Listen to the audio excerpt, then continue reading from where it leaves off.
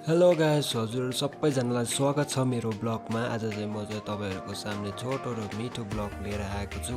आजको दिन चाहिँ मेरो यसरी सुरुवात हुन्छ कि अनि आज चाहिँ मैले धेरै काम भ्याउनु परेको हुन्छ किनकि आज घरमा सबैजना बिजी छ अनि म चाहिँ गोठतिर आएको थिएँ।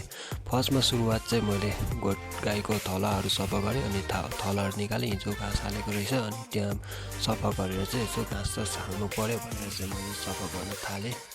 अहिले चाहिँ अलिक सजिलै छ।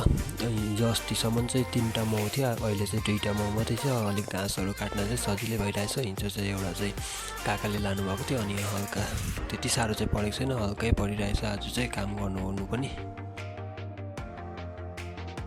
अनि मैले चाहिँ थलोसलो सफा गरेर चाहिँ घाँस सास हाल्नु पऱ्यो भनेर चाहिँ घाँस छुट्यायो। अहिले चाहिँ घाँस साह्रै लाग्दैन किनकि अलिकति घाँस अलिक बढेको थियो, किनकि त्यो झाँप्रोहरू छ भने चाहिँ सजिलो पर्छ घाँसहरू हाल्नु पनि, किनकि अहिले त कम्ती हाल्दा पनि भइहाल्छ, खोलेले हगाइरहेको हुन्छ अनि त्यति साह्रो चाहिँ हामी घाँस चाहिँ हाल्दैनौँ। अनि आज चाहिँ मैले धेरै काम भ्याउनु परेको हुन्छ किनकि आज बल्ल घाम लागिरहेछ, घाम चाहिँ लागेको छैन, अलिक उक्रिरहेछ। घाँस सास हालिसकेर चाहिँ म चाहिँ यसो निकै काम भ्याउनु पऱ्यो भनेर म चाहिँ मटर बारीतिर हेर्न लागेको। मटर चाहिँ निकै सुकिसकेछ, कता मात्रै हरियो चाहिँ रहेछ अनि निकै चराहरूले पनि खाएछ। यस्तो मलसल नि हालिदिनु पऱ्यो भनेर चाहिँ म चाहिँ मटर बारीतिर चाहिँ बाँदरले हल्लाएर अहिले त्यति साह्रो चाहिँ बाँदर आएको छैन, अस्ति आएको थिएछ अनि परेङहरू हल्लाएर चाहिँ निकै दुःख दिइगयो। अनि परेङ सरेङ पनि लाएँ, यसो मल हाल्नु पऱ्यो भनेर म चाहिँ खासमा चाहिँ अस्ति नै हाल्नु पर्थ्यो। अब अस्ति नै हाल्नु चाहिँ हालेको थियो, अब त्यस्तो साह्रो चाहिँ हालेको थिएन रहेछ। अलिक पहिलो आएछ के भएर बा केही मिलेन कि क्लाइमेट चेन्ज भएर हो कि बा त्यस्तो आएको। कसै बोट चाहिँ हरियो आएको छ, कसै बोट चाहिँ पहिलो आएको छ। म चाहिँ पहिलो भएकोमा चाहिँ यसो मलसल थप्नु पऱ्यो भनेर चाहिँ मल उठाउनु लगेको, किनकि अहिले चाहिँ बाख्राको चाहिँ साह्रै उयो झ्यासहरू छैन भने चाहिँ मल उठाउँदै हाल्नु सजिलो छ, किनकि बाख्राको मल चाहिँ कडा पनि हुन्छ, भए फर्किहाल्छ नि मटर भनेर म चाहिँ हाल्नपट्टि लाग्यो मटरमा। अनि परेङ सरेङ चाहिँ साह्रै उयो निकालेको रहेन रहेछ अनि बाँदरले हल्लाएको मात्रै रहेछ। अनि यसो मटरहरू मिलाएँ, त्यहाँदेखि मलसल हालेर चाहिँ मजाले चाहिँ झाडा उखालिदिनु पऱ्यो भनेर भ्याउँछु कि भ्याउँदिनँ जस्तो लाग्दै थियो। अनि म चाहिँ मजाले मलसल हालेँ। अनि यसपालि चाहिँ चराहरूले पनि निकै खाएछ, मटर दाना चाहिँ सबै निकालेर खाएछ। अनि बाँदरले पनि अस्ति निकै हल्लाएछ, त्यही भएर नआएकोलाई यसो परेङ सरेङ मिलाइदिएँ। अनि यसो बा फर्किहाल्छ कि जस्तो चाहिँ लाग्यो, किनकि गाउँ बस्तीमा बसेपछि यसो सब्जी नि रोपेन भने त के खानु साह्रै पर्छ। सबै बजारकै भरले मात्रै नि हुँदैन। अब गाउँ बस्तीमा पनि खेतीपाती त गरिन्छ, तर के गर्नु, बाँदरले दिँदैन खानु, चराचुरुङ त्यस्तै छ। अब चराचुरुङले त कम्ती खान्छ, बाँदरले त खानुभन्दा पनि बेसी दलेर जान्छ हो। फेरि न आफू मजाले खान्छ न अर्कालाई खान दिन्छ भनेर चाहिँ यसो म चाहिँ मलसल चाहिँ अझै हाल्नु पऱ्यो भनेर म चाहिँ मल चाहिँ मजाले हालिदिनु पऱ्यो, किनकि अब आए नआए अब रोपिराखेको छ भने चाहिँ एक दिन हुन्छ होला भनेर मैले चाहिँ मल चाहिँ थपेक्दै राखेको छु।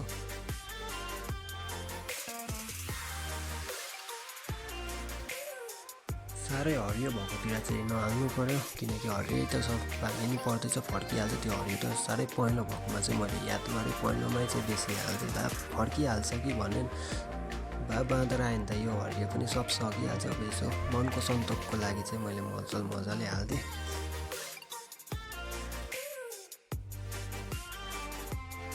अनि मटर चाहिँ अलिक कोकोलेहरूले पनि बिगारेछ, ठुङ्गेर मजाले खाएन पनि रहेछ। अनि मैले चाहिँ मटरमा मलसल हालेर छिटो आएर चाहिँ माथि दाउरा साउरा चिरिहालेँ, किनकि घाम अलि लाग्दै थियो। यसो घाममा दाउरा चिरेको छ भने चाहिँ मजाले बल्छ, सुकाइराखेको छ भने चाहिँ भोलि आफैले सुविस्ता हुन्छ भनेर चाहिँ मैले दाउरा साउरा चिरचार गरेँ। फेरि दाउरा चाहिँ यति साह्रो लाग्छ कि आम्मामा, खोले पकाउँदा बरु खाना सब्जी पकाउँदा त्यस्तो साह्रो लाग्दैन। गोठमा चाहिँ अब खोले मात्रै पाक्छ हो, खोले पाक्दा चाहिँ दाउरा निकै लाग्दो रहेछ। अनि यसो चिरेर सुकाइराख्यो भने चाहिँ त्यही खोले पकाउनु त ठुल्ठुलोले काम गर्छ, सल्काउनुको लागि चाहिँ अब सानसानै छ भने सजिलो हुन्छ भनेर चाहिँ मैले सानो बनाएर चाहिँ मजाले सुकाइराखेको नि।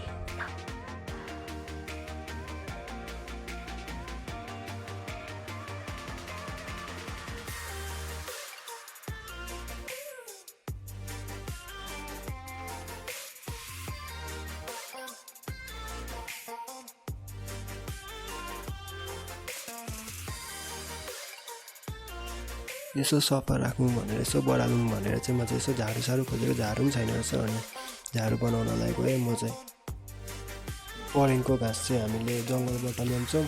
जङ्गलबाट ल्याएर चाहिँ अब घाँस चाहिँ बाख्रालाई हालिदिन्छ। बाख्राले खाइसकेर चाहिँ फेरि झाडु बनाउँछ, किनकि यो फेरि पनि युज आयो नि त, बाख्राले पनि खाइसकेर युजमा ल्याउनु अब धेरै कुरा हुन्छ यसले चाहिँ। अनि हामी चाहिँ अब साह्रै उयो चाहिँ याद छैन। अब यस्तो झाडु चाहिँ बनाउँछौँ बजारदेखि चाहिँ ल्याएर, हामी घरमा पनि युज गर्दैनौँ, गोठमा जहाँ भए पनि युज गर्दैनौँ। हामी चाहिँ यही लोकल नै युज गर्छौँ, किनकि लोकलै बेस्ट लाग्छ। अझैसम्म हामीले यस्तो झाडु किनेर चाहिँ चलाएको चाहिँ छैनौँ।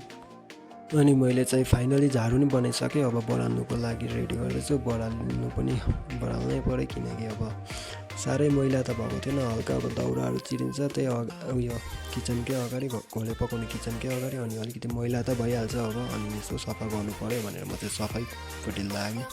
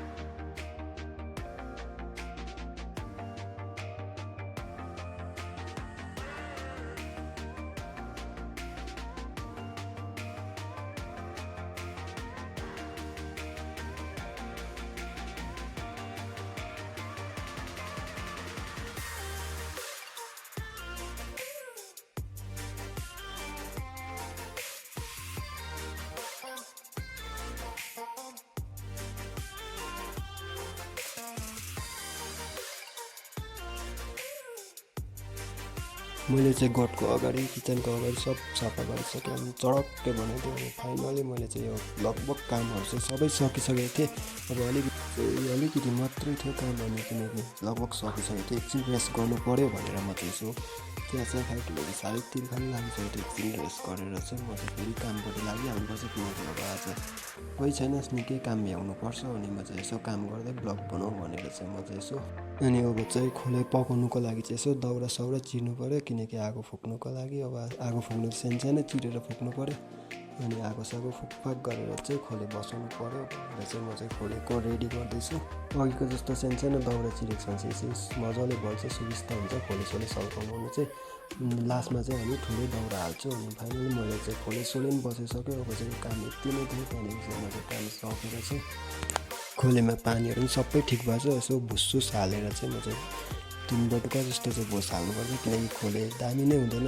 भुसुस हालेको छ भने चाहिँ लट त बाक्लो हुन्छ नि त, अनि गाईले पनि मजाले खाइदिन्छ। आजको काम चाहिँ मैले लगभग सकिसकेको थिएँ। अझै चाहिँ धेरै दिनको बादमा भिडियो बनाएको थिएँ। तपाईँहरू सबैजनाले हेरिदिनुहोस् होला। लगभग मैले सबै काम सकेर चाहिँ आज घरतिर जाँदैछु। आजको लागि चाहिँ यति नै, एन्ड बाई।